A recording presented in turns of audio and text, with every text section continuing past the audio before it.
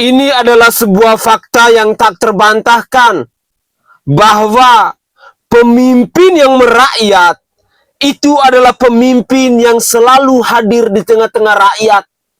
Pemimpin yang selalu menunjukkan rasa empatinya kepada rakyat. Pemimpin yang selalu berkorban untuk kepentingan rakyat. Pemimpin yang selalu mengutamakan kepentingan rakyat daripada kepentingan pribadi dan lain sebagainya. Hari ini di Negara Kesatuan Republik Indonesia, selain Gubernur Jawa Barat Kang Deddy Mulyadi, yang viral dengan kebijakannya, yang populer dengan program kerjanya, ada juga Gubernur Maluku Utara yang bernama Ibu Shirley Juanda Laos, atau yang lebih kita kenal dengan sapaan akrab Ibu Shirley. Kehebatan yang ditunjukkan oleh Ibu Shirley bahwa dalam setiap program kerjanya beliau langsung turun ke lapangan. Beliau selalu menyajikan nilai-nilai transparansi dengan media sosialnya. Segala sesuatu yang beliau lakukan selalu beliau laporkan itu kepada rakyatnya. Tidak heran bila pada akhirnya Ibu Shirley Gubernur Maluku Utara ini begitu dicintai oleh rakyatnya. Tidak heran ketika Ibu Shirley Laos berkunjung ke sebuah daerah, berkunjung ke salah satu desa, selalu disambut apresiasi oleh rakyatnya sendiri. Inilah contoh-contoh pemimpin yang patut kita pelajari cara-cara mereka dalam memimpin sebuah wilayah. Keputusan dan kebijakan yang lahir dari mereka menjadi pembelajaran buat kita semua, khususnya kita generasi penerus bangsa ini. Bahwa menjadi seorang pemimpin, kita harus mampu mewakafkan hidup kita untuk rakyat kita. Bahwa ketika kita dipilih oleh rakyat, ketika kita dipercaya oleh rakyat untuk menjadi seorang pemimpin, maka kita pun harus mampu untuk mewakafkan hidup kita untuk kepentingan orang banyak. Terima kasih kepada Pak Gubernur Jawa Barat Kang Deddy Mulyadi dan juga Ibu Shirley Laos yang sudah menjadi inspirasi untuk kami generasi penerus bangsa ini. Bagi saudara dan saudari saya, generasi muda hari ini, yang mungkin punya cita-cita, yang mungkin punya harapan, yang mungkin punya niat, ingin menjadi seorang pemimpin di suatu hari nanti, belajar banyaklah dari Gubernur Jawa Barat Kang Deddy Mulyadi, dan juga Gubernur Maluku Utara Ibu Shirley Juanda Laos itu. Mari kita simak terlebih dahulu cuplikan-cuplikan video berikut ini. Namanya Om? Pera. Pera. Ibu? Asmina. Usia berapa? Hah? Umur berapa? Umur 80. Banyak. Ibu? 10. 80, 40. Udah jauh Wah. Bagi tipsnya gimana bisa dapat daun muda sekali? Anak berapa? Ya lewat jauh Ibu. Suka apanya? Suka jambangnya. Mana ini rumahnya? Tanahnya cuma ada segini. Tanah keluarga. Ini tanah sudah ada sertifikat belum? Belum Ibu. Satu sertifikat ya. Bikin dulu sertifikatnya, dipecah tapi. Ayo sini Om, ikut saya Om Pera. Tevelnya mana tevel? Ini yang bangun dari TNI ya? Kerja sama TNI. Oh mantap Pak. Sudah bangun berapa hari? Sudah berapa hari bangunnya? 2 hari Ibu. Rencana selesai dalam berapa hari? Tergantung cuaca. Dengan cuaca begini dan bahan begini dan kondisi begini, kira-kira selesai berapa hari? 1 bulan siap. Ini sampai di plester kah? Cuman begini saja? Plester Ibu. Termasuk plesteran ya? Apa? Ini dia masuk ruang tamu ya? Ini ruang tamu. Ini ruang tamu. Ini kamar tidur. Kamar tidur. Kamar tidurnya, Bapak tinggalin siapa? Berdua saja. Anak? Anak 2 juga Ibu yang masih kecil-kecil. Umur? Sana anaknya bagus ini. Berarti harus tempat tidur susun. Kalau enggak cukup. Bapak kerja apa? Kerja guru. Buruh. Masih kuat? Masih kuat. Nah, 1 bulan bisa berapa? 1 bulan kalau dapat hampir 300. Terus makan bagaimana? Ya begitu sudah habis pensiun. Ada bantuan setiap bulan, ada uang masuk rekening setiap bulan kan terada? Terada. Terada. Ya. Berarti nanti koordinasi dengan Dinsos, cek desilnya. Kasih masuk di desil 1 atau desil 2 ya. Kasih masuk di desil 1. Ini terima kasih buat Bapak TNI yang membantu pembangunan rumah-rumah di Ternate. Simsalabim 1,5 bulan selesai. Dikawal supaya kalau kurang-kurang diperbaiki dalam 1 bulan ini. Yang sudah selesai baru. Nanti sudah selesai, kalau dapur sudah selesai, saya kasih modal buat jualan dengan ya itu alat masak. Oke, sama-sama. Kabale isi kasih tempat tidur satu tempat tidur. Tapi yang anak-anak bikin tempat tidur susun aja. Kan anaknya 2. Ambil tempat tidur yang 1x2 tapi susun naik ke atas. Kamarnya cuma ukuran 2x2,5. Kalau yang ibu bisa dilipat. Jadi kalau malam-malam bisa tidur bersama.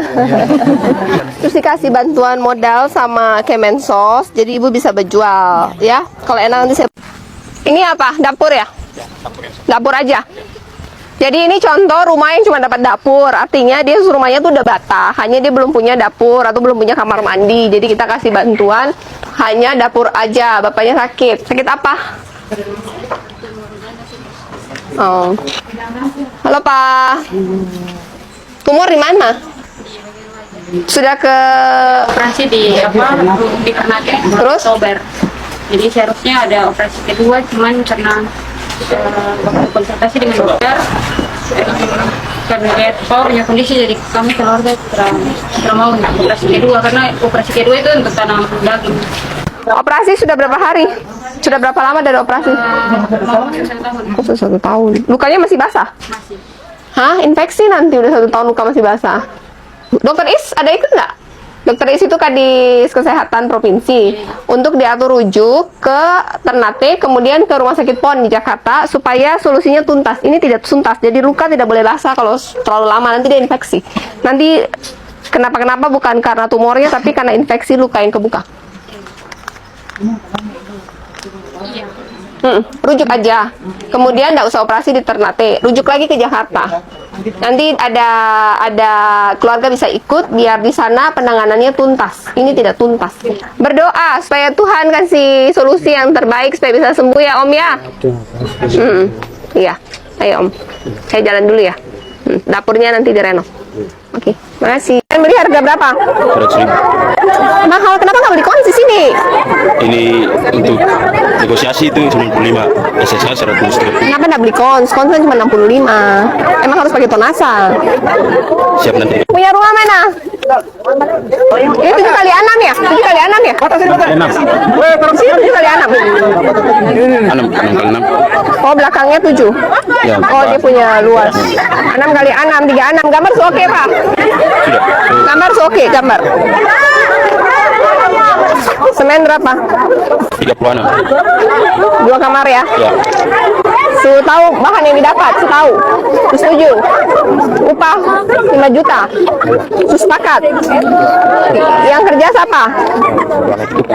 Selesai ya. Semen dapat berapa sak? 36. 36 sak saja? Ya. Selesai? Semen beli harga berapa? 100.000. Mahal, kenapa nggak beli kons di sini? Ini untuk negosiasi itu 95, SSH 100. Kenapa nggak beli kons? Kons kan cuma 65. Emang harus pakai tonasa. Siap nanti. Salve.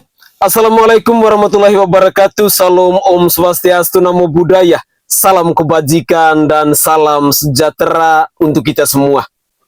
Pemirsa sekalian, ada rasa bahagia, ada rasa bangga ketika ada seorang pemimpin yang punya sikap merakyat. Ketika ada seorang pemimpin yang mengunjungi tempat tinggal kita. Ketika ada seorang pemimpin yang menaruh rasa empati yang begitu luar biasa kepada rakyatnya. Pasti akan ada kisah, pasti akan ada cerita. Nama dari seorang pemimpin yang merakyat itu. Tidak perlu harus bawa uang berjuta-juta. Kehadiran seorang pemimpin di tengah-tengah rakyat sudah menjadi sesuatu yang sangat luar biasa. Mengobati rasa galau, gundah gulana, rasa susah dan lain sebagainya.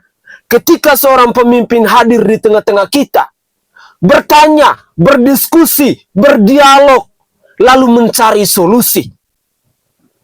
Dalam cuplikan video tadi, kita menyimak bersama-sama bagaimana kedekatan yang dibangun oleh seorang Ibu Shirley Laos kepada rakyatnya. Dan saya sangat yakin dan percaya bahwa tidak semua pemimpin bisa melakukan hal-hal sederhana seperti ini. Banyak pemimpin yang kita temukan di bangsa ini yang selalu menjaga jarak antara pemimpin dengan rakyatnya. Mereka lebih memilih untuk menjaga wibawa. Mereka akan menjauh. Mereka tidak mau mendekat dengan orang yang daki, dengan orang yang perumahannya kumuh dan lain sebagainya. Tetapi berbeda dengan pemimpin seperti Ibu Shirley Laos ini. Inilah contoh-contoh pemimpin yang dirindukan oleh kita hari ini. Pemimpin yang bisa menjadi inspirasi untuk kita generasi penerus bangsa ini. Sekali lagi saya pertegas bahwa tidak semua pemimpin bisa melakukan hal-hal sederhana seperti yang ditunjukkan oleh Ibu Shirley Laos dalam cuplikan-cuplikan video yang kita simak bersama-sama ini. Ketika kita melihat ada seorang pemimpin yang rela untuk mengunjungi orang yang sedang sakit, memberikan solusi, membangun rumah rakyat, merenovasi dapur rakyat dan lain sebagainya, adalah hal-hal sederhana yang dilakukan oleh seorang pemimpin, tetapi memberi warna kebahagiaan tersendiri untuk kita yang adalah rakyatnya. Masyarakat Maluku Utara, kalian patut berbangga, kalian patut bersyukur ketika punya pemimpin yang punya rasa empati yang begitu luar biasa kepada rakyatnya. Mungkin sejarah akan mencatat bahwa semenjak Maluku Utara menjadi sebuah provinsi, saya boleh menduga bahwa belum pernah ada sosok pemimpin yang punya karakter merakyat seperti Ibu Shirley Juanda Laos ini. Beliau benar-benar mewakafkan dirinya, mewakafkan hidupnya untuk kepentingan rakyat Maluku Utara, untuk kepentingan orang banyak. Sekali lagi, sangat sulit kita menemukan sosok-sosok pemimpin seperti Ibu Shirley Juanda Laos ini. Di negara kesatuan Republik Indonesia hari ini, ada dua figur pemimpin yang lagi ramai, yang lagi viral, yang menjadi pribadi fenomenal dalam kancah perpolitikan di negara kesatuan Republik Indonesia ini. Ada Kang Deddy Mulyadi, Gubernur Jawa Barat, dan juga Ibu Shirley Juanda Laos yang adalah Gubernur di Maluku Utara. Mereka selalu punya pemikiran-pemikiran cemerlang. Mereka punya gagasan-gagasan berlian. Mereka punya karakter yang selalu mengedepankan kepentingan rakyat. Jiwa merakyatnya benar-benar mereka apresiasikan, benar-benar mereka wujud nyatakan kepada rakyatnya. Mereka benar-benar mau bertanggung jawab atas segala sesuatu, atas segala sesuatu yang terjadi di rakyatnya. Pemimpin-pemimpin seperti inilah yang kita cari hari ini. Pemimpin-pemimpin yang bersikap transparan, yang tidak menjaga jarak dengan rakyatnya, yang mau berdialog dengan rakyatnya, yang mau membangun komunikasi dengan rakyatnya. Itu adalah pemimpin yang kita cari hari ini. Jangan pernah memilih pemimpin-pemimpin yang bermental pecundang, pemimpin-pemimpin yang bermental pengecut, pemimpin-pemimpin yang lebih memikirkan tentang kesejahteraan partai politik mereka, pemimpin-pemimpin yang tidak mementingkan kehidupan orang banyak. Jangan pernah menaruh kepercayaan kepada mereka. Tetapi sebagai rakyat yang patut kita apresiasi, yang patut kita bangga, yang patut kita jaga, yang patut kita rawat adalah pemimpin-pemimpin yang punya rasa empati yang begitu luar biasa kepada rakyatnya. Pemirsa sekalian, hari ini kita sedang sangat sulit untuk menemukan sosok-sosok pemimpin yang punya karakter, yang punya mental, yang mau mewakafkan hidup mereka untuk kepentingan orang banyak itu. Makanya tadi saya katakan bahwa masyarakat Maluku Utara dan masyarakat Jawa Barat, kalian bersyukur punya pemimpin yang punya rasa empati dan ketulusan hati kepada rakyatnya. Punya rasa tanggung jawab yang begitu luar biasa. Para pemimpin-pemimpin seperti ini, mereka biasanya punya keyakinan, mereka biasanya punya kepercayaan bahwa ketika saya dipercaya oleh rakyat, ketika saya dipilih oleh rakyat untuk menjadi seorang pemimpin, maka saya harus mampu untuk mewakafkan hidup saya untuk kepentingan orang banyak. Maka saya harus bisa menjadi babu bagi rakyat saya, menjadi hamba bagi masyarakat saya. Karena hari ini seringkali kita dipertontonkan dengan mental-mental pemimpin yang bejat, mental-mental pemimpin yang egois, mental-mental pemimpin yang arogan, yang bekerja hanya untuk kepentingan diri mereka sendiri, yang bekerja hanya untuk kesejahteraan partai politik mereka sendiri. Dan yang lebih menyakitkan lagi, ketika ada pemimpin yang terjerat dengan kasus korupsi, itulah pemimpin yang bermental dajjal, pemimpin yang bermental sundal, dan pemimpin-pemimpin seperti itu harus kita lawan. Pemirsa, semoga saja di bangsa ini ada 4, 5, sampai 10 orang lah yang punya mental, yang punya karakter, yang punya keberanian seperti KDM dan Ibu Shirley Juanda Laus ini. Karena hari ini, ketika rakyat menyerukan mosi rasa tidak percaya kepada para pejabat, ungkapan kekecewaan kepada para penguasa, sesungguhnya ada sesuatu yang tidak benar yang terjadi di bangsa kita hari ini. Ada sebuah fenomena di mana kasus korupsi terus merajalela, hilangnya rasa respect dari kita sebagai rakyat kepada para penguasa di bangsa ini. Sehingga ketika ada pemimpin yang bermental merakyat, pemimpin yang bermental melayani rakyatnya dengan tulus hati, seperti Ibu Shirley Laus, seperti Kang Deddy Mulyadi, itulah yang harus kita rawat, itulah yang harus kita jaga, karena mereka lah calon-calon pemimpin untuk bangsa kita. Jangan pernah kita memilih pemimpin hanya karena janji manisnya. Jangan pernah kita memilih seorang pemimpin hanya karena omong besarnya. Jangan pernah kita memilih seorang pemimpin hanya karena dengan duit 50-100 ribu saat kampanye dan lain sebagainya. Pemimpin-pemimpin yang bermental demikian, percayalah, itulah pemimpin-pemimpin yang akan menjadi pengkhianat rakyat. Itulah pemimpin-pemimpin yang bermental dajjal. Itulah pemimpin-pemimpin yang kelakuannya sama seperti binatang. Tidak tahu bersyukur, tidak tahu berterima kasih. Karena di suatu hari nanti, mereka pasti akan mencampakkan rakyatnya. Karena di suatu hari nanti, mereka akan menjadi pengkhianat. Bahkan mungkin seekor binatang akan jauh lebih baik bila dibandingkan dengan pemimpin-pemimpin yang berkhianat kepada rakyatnya. Mari kita lanjutkan lagi. Mau tinggal di laut kah di darat? Darah boleh ibu. Panas ampun.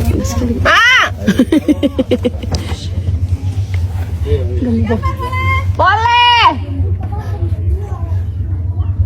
1, 2, 3. Jauh itu. Merebeng ngor ini. Ya. Nanti boleh saran? Boleh saran? Iya. Maksudnya kalau dipindahkan, maksudnya lokasinya dekat dengan laut ibu. Iya, dekat dengan laut. Ini kan nelayan. Oke.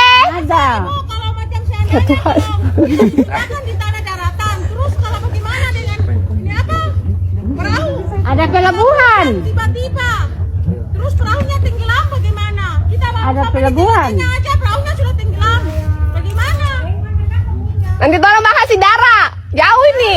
Saudara di Buat yang terus bertanya, yang selalu tag saya untuk ruas jalan Jalolo Sidangoli Jalolo, ada spot-spot seperti gini yang rusak, yang belum punya drainase, yang selalu banjir. Saya bersama dengan Kadis PU, ini tahun 2025 sedang jalan. Total ada 500 meter spot dengan drainase. Jadi harapannya Desember sudah selesai jalan Sidangoli Jalolo, sudah tidak ada lagi lubang-lubang. Betul kata Reda?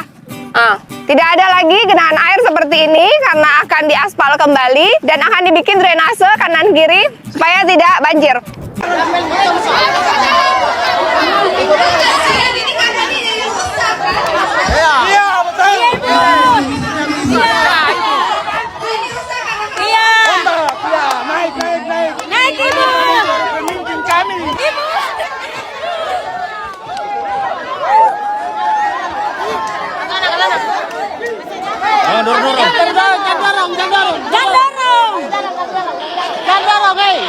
Hari ini tuntutan warga Jambula hari ini. Apa tuntutannya apa? Singkat padat jelas. Ya, jadi tuntutan nelayan hanya berkhawatir dibangun untuk perlindungan kapal nelayan. Kapal nelayan sudah rusak harus diganti, kemudian renase, kemudian jalan yang sudah rusak juga akan dibangun kembali. Dari Ibu Putri Saya sudah koordinasi dengan Balai Sungai Kementerian PU. Mereka sudah menganggarkan sebenarnya 400 meter, berarti 100 meter itu masuk dalam wilayah pelabuhan. Jadi yang udah pasti dibangun adalah 300 breakwater yang mungkin lagi jadi 2. Total biayanya adalah 20 miliar. Sudah dianggarkan tapi belum disetujui dari Kementerian PU. Kami akan berkomunikasi lagi karena ini urgent, ini sangat darurat dibutuhkan. Jadi akan kami komunikasi untuk mengawal memastikan bisa dibangun di tahun 2026. Kemudian terkait kapal nelayan yang rusak, kemarin kejadian 6 kapal nelayan rusak, akan kami dari Pemprov ganti 10 unit kapal nelayan yang rusak 1 GT, kita ganti dengan 1,5 GT dengan masing-masing 1 mesin 15 TK. Tetapi kemudian masih ada nelayan lagi yang memiliki kapal, akan dibantu oleh Pemprov sebanyak 20 kapal. Pastikan kapan Ibu? Kapal kita dari Pemprov akan serahkan di Desember 2025, dari Pemprov akan dianggarkan di 2026. Untuk drainase dan jalan produksi akan dibantu oleh Pemkot. Untuk perumahan dan kamar mandi dari Dinas Perkim akan segera turun, tapi bantuannya akan dimasukkan dalam anggaran 2026. Kepada TNI Polri yang sudah memastikan kondisi tutup jalan tadi berjalan dengan baik dan aman. Apresiasi juga kepada nelayan Jambula, komunikasinya sudah, solusinya sudah, jalan sudah boleh dibuka ya Pak? Siap. Aman? Lancar? Lancar. Oke, terima kasih. Hari ini Ibu Gubernur bisa turun langsung ke lokasi dan on the spot, dan atas apa yang menjadi inspirasi warga, kita bersinergi berkolaborasi, sebagian melalui balai, sebagian melalui provinsi, dan sebagian melalui pemerintah kota. Cukup. Kita kolaborasi pusat, provinsi, daerah untuk menyelesaikan masalah masyarakat. Oke, terima kasih. Oke guys, itu adalah cuplikan-cuplikan video yang bisa saya suguhkan ke hadapan pemirsa dalam konten saya kali ini, tentang sosok pemimpin yang dekat dengan rakyatnya, tentang sosok pemimpin yang melayani rakyatnya dengan setulus hati, tentang sosok pemimpin yang selalu berada di tengah-tengah rakyat untuk menyelesaikan persoalan rakyat, untuk mendengarkan keluh kesah dari rakyatnya, untuk berdialog secara langsung dengan rakyatnya. Pemimpin-pemimpin seperti ini pasti ada warna, ada rasa, ada kebahagiaan yang tersendiri yang bisa diciptakan oleh rakyatnya sendiri. Adakah pemimpin-pemimpin di bangsa ini yang mau seperti Kang Deddy Mulyadi atau Ibu Sri Laos, yang mau melayani rakyatnya dengan setulus hati? Pesan saya kepada generasi penerus bangsa yang mungkin ikut menyimak cuplikan video ini, bahwa jadikanlah sosok-sosok pemimpin yang merakyat, sosok-sosok pemimpin yang bertanggung jawab, sosok-sosok pemimpin yang mau melayani rakyatnya dengan setulus hati sebagai motivasi untuk kita, sebagai pedoman untuk kita. Karena jujur, ada begitu banyak ilmu, ada begitu banyak hal, ada begitu banyak pengalaman yang akan kita kutip dari mereka, yang akan kita belajar dari mereka.